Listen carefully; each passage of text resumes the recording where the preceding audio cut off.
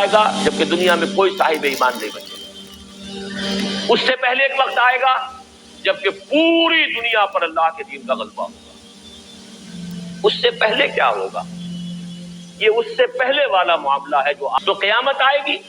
قیامت سے پہلے ایک وقت آئے گا جبکہ دنیا میں کوئی صاحب ایمان نہیں بچے گا. اس سے پہلے ایک وقت آئے گا جبکہ پوری دنیا پر اللہ کے دین کا غلبہ ہوگا. اس سے پہلے کیا ہوگا؟ یہ اس سے پہلے والا معاملہ ہے جو آج کے میرے عنوان میں ہے، دجالی فتنہ، المسیح الدجال، الدجال الاکبر. اب سب سے پہلے سمجھیے کہ دجل کہتے کسے، لفظی معنی کیا ہے دجال کے. اردو میں بھی یہ لفظ مستعمل ہے، دجل و فریب.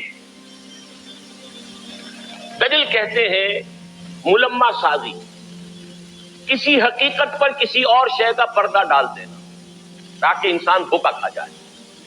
تانبے کے اوپر سونے کا پانی چڑھا دیا تاکہ آپ دھوکہ کھا جائیں کہ یہ سونا، یہ دجل ہے.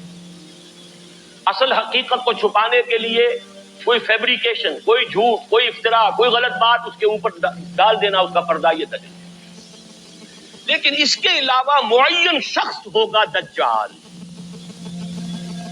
یہ معین شخص جو دجال ہوگا، اس کے بارے میں بھی ایک تو بالکل متفق علیہ چیزیں ہیں. نمبر ایک کہ وہ شخص ہے، قطعی ہے، یقینی ہے. اس کا حلیہ بھی حضور صلی اللہ علیہ وسلم نے احادیث کے اندر بیان کیا ہے. دوسری بات یہ کہ اس کے ہاتھ میں قوانین قدرت، گویا کہ تسخیر کائنات، گویا کہ نقطہ عروج کو پہنچ چکی ہے. تمام اختیارات الہی تقریباً اس کے ہاتھ میں آ چکے ہوں. جو بڑے سے بڑے معجزے اللہ تعالیٰ نے نبیوں کو دیے ہیں وہ معجزے کر کے دکھائے گا. وہ مردہ کو زندہ کرے گا، مردہ لوگوں کی افواہوں کو لے کر آئے گا، ان کی روحوں کو، اگرچہ جھوٹی روحیں ہوں گی، وہ شیاطین جن ہوں گے جو ان کا بھیس بدل کر آئیں گے، لیکن یہ کہ وہ لوگوں سے کلام کریں گے. یہ اسپرچولیزم جو اپنی انتہا کو پہنچا ہوا ہے یورپ میں اور مغرب میں، یہ در حقیقت اسی کا ایک مظہر ہے. وہ کھلے بیابان کو کہے گا جہاں بالکل چٹیل جو ہے وہ صحرا تھا، وہ لوگ گلزار کر دے گا جب چاہے گا. جب چاہے گا، جہاں چاہے گا بارش برسائے گا. فاصلہ اس کے لیے بے معنی ہوگا. اس کی سواری وہ ہوگی کہ جس کے دونوں کانوں کے درمیان فاصلہ 80 ہاتھ کا ہوگا. یہ سارے جو آج آپ کی اس ٹیکنالوجی کی جو انتہا جا رہی ہے اور جدھر جا رہی ہے، اس کو اچھی طرح سمجھ لیجیے.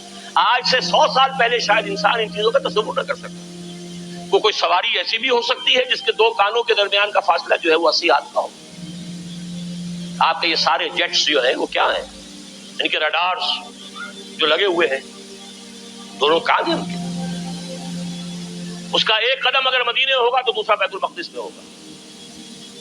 اس کی آواز پوری دنیا میں سنی جائے گی. سنی جا رہی ہے کہ نہیں؟ یہ ساری قدرت، ساری قوتیں، تسخیر کائنات کلیتاً ایک آدمی کو چیر کر 2 ٹکڑے کرے گا، دونوں ٹکڑوں کو علیحدہ کرے گا، اس کے درمیان چلے گا اور پھر ان دونوں کو جوڑے گا اور کھڑا کر دے گا. احادیث میں ساری موجود ہے. سرجری جدھر جا رہی ہے وہ جب نہیں کہ وہاں تک آدمی پہنچ جائے. فریز کر کے تو یہ معاملہ اب ہو ہی سکتا ہے، لیکن یہ کہ ابھی اگلا اور قدم کیا ہوگا کچھ نہیں کہہ سکتے. یہ چیزیں تو ہیں متفق علیہ. البتہ کچھ معاملات کے اندر احادیث میں کچھ اختلاف پایا جاتا ہے اور یہ مشکلات الحدیث میں تھے. اور میں بھی چونکہ اس مسئلے میں اب تک بھی کسی درجے میں ابھی قطعیت کے ساتھ میں کوئی بات نہیں کہہ پا رہا ہوں، لیکن اب چونکہ گمان غالب کے درجے میں ایک رائے تک پہنچ چکا ہوں، اس لیے میں نے آج اس بات کو آپ تک پہنچانے کے لیے یہ عنوان اختیار کیا ہے. اس لیے کہ حدیث میں جو آتی ہے تفاصیل، اس سے معلوم ہوتا ہے کہ یہ دجال 2 دجل کرے گا. یا تو وہ 2 دجل کرنے والے 2 دجال علیحدہ ہیں، یا یہ دونوں دجل کرنے والا شخص ایک ہی ہے. بس یہ مسئلہ ہے کہ جو آج تک مجھ سے حل نہیں ہوا تھا، اب تک کہنا چاہیے آج تک نہیں. اور یہ اس میں علماء سے بھی گفتگو ہوئی ہے، اور جن لوگوں نے اس خوب موضوعات پر اپنا وقت لگایا ہے ان سے بھی گفتگویں ہوئی ہیں، تو وہ بھی اس مسئلے کو حل کرنے سے تاحال قاصر رہے. لیکن یہ کہ اب میری رائے یہ ہے کہ یہ 2 شخص ہیں علیحدہ علیحدہ، واللہ عالم. لیکن ایک رائے تک میں پہنچ چکا ہوں، اس لیے وہ رائے آپ کے سامنے رکھ رہا ہوں، اور آپ کے ذریعے سے وہ آگے بھی پھیلے گی. تو اہل علم کے ساتھ جو ہے اس معاملے کے اندر تبادلہ خیالات کی بھی نوبت آئے گی انشاءاللہ. لیکن یہ کہ اس میں یہ بات قطعی اور یقینی ہے کہ اس طرح کا ایک شخص پیدا ہوگا. البتہ یہ کہ آیا وہ دو ہوں گے دو مختلف اوقات میں یا ایک ہی ہوگا ایک ہی وقت میں، صرف اس میں اختلاف ہے. میرے نزدیک وہ دو ہوں گے. ایک وہ شخص جو جھوٹا مسیح ہونے کا دعویٰ کرے، المسیح الدجال. جیسے حضور نے فرمایا میری امت میں 30 دجال اٹھیں گے جو نبی کا دعویٰ کریں گے، جن میں سے 5-6 تو حضور کے اپنے زمانے میں اور آپ سے متصل اٹھ کھڑے ہوئے تھے. بعد میں محمد علی باب ہو، بہاء اللہ ہو، قادیانی اور نہ معلوم کہاں کون اٹھے ہوں گے واللہ عالم.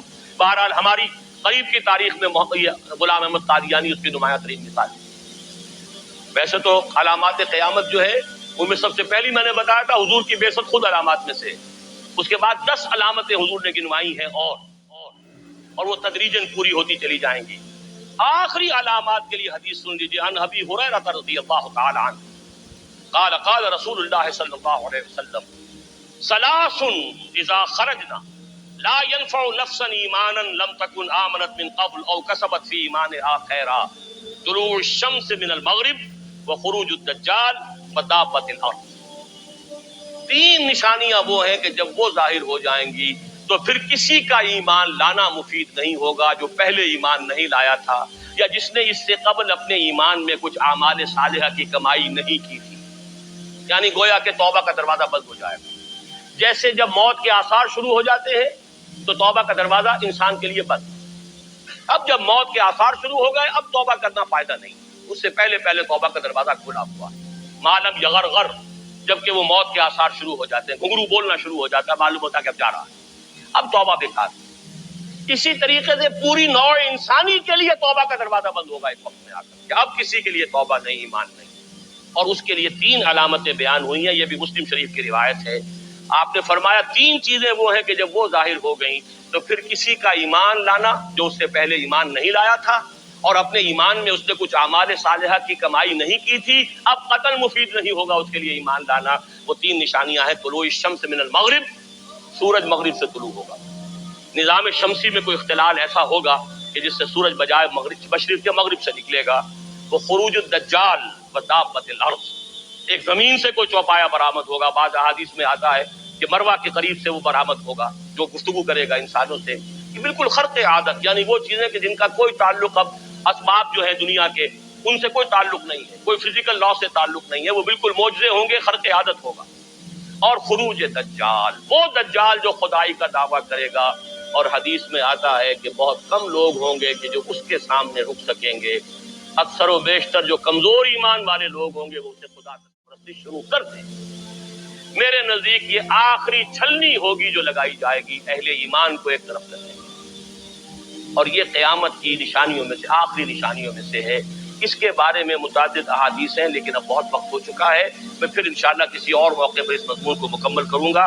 اللہ تعالیٰ مجھے جیسا کہ حضور صلی اللہ علیہ وسلم دعا کرتے تھے، اللہم انا نعوذ بک من فتنة المسیح الدجال، اللہم انا نعوذ بک من فتنة المسیح الدجال، اللہم اعذنا من، اللہم اعذنا من. ربنا تقبل منا انك انت السميع العليم وتب علينا انك انت التواب الرحيم برحمتك يا ارحم الراحمين.